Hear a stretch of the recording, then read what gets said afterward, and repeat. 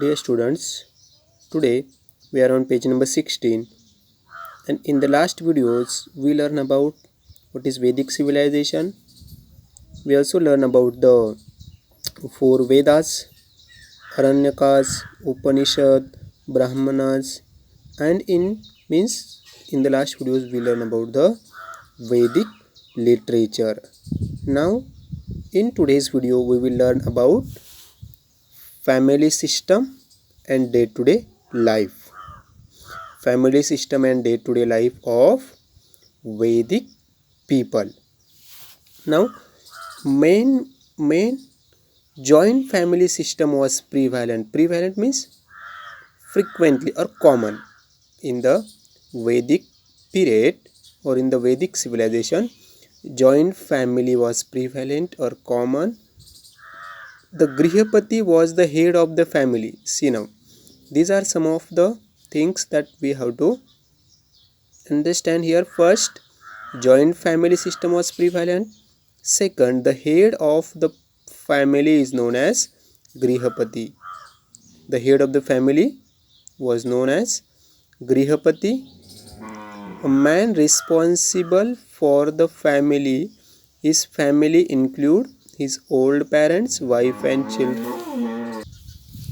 And in the family, in his family means in the family who were there?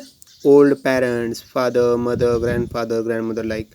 Then his wife, children, and also brother and their families. See now, joint family was there, and in the family it includes their parents, wife, children, and also the families of the children, the younger brother and their families.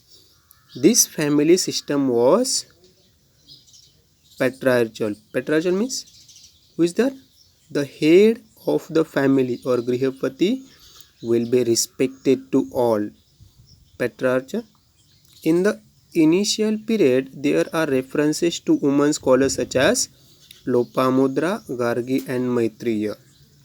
The very early period of Vedic civilization, some of the scholar women were there, and references of the scholar women can be seen in the Vedic literature, that were Lopamudra, Gargi and Maitreya. Maitreya, Gargi and Lopamudra. These are some of the examples of scholar women of the Vedic period or in the Vedic literature. However, slowly the restriction on women went on increasing and their position in the family and society became secondary.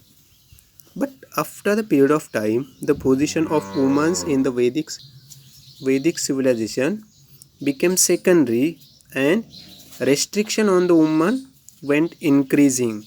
Now the women are not allowed to go in the school to take the education and so on, and because of that the position in the family and society became secondary of the woman.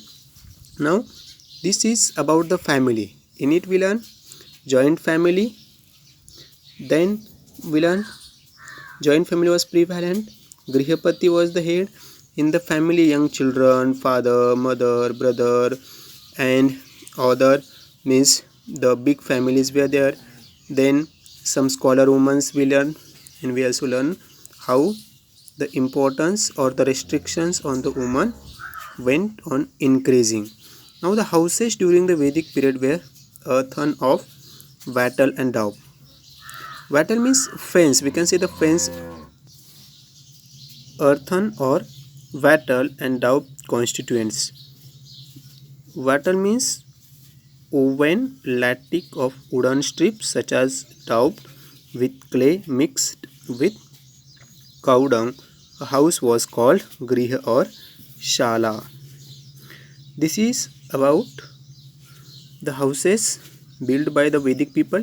That is, first the houses was called griha or shala, and mainly it were made up of earthen or wattle of daub constituents. Wattle means fence, we can say fence or compound, and daub means they are over with, or they are covering the wattle with the cow dung and with the other constituents.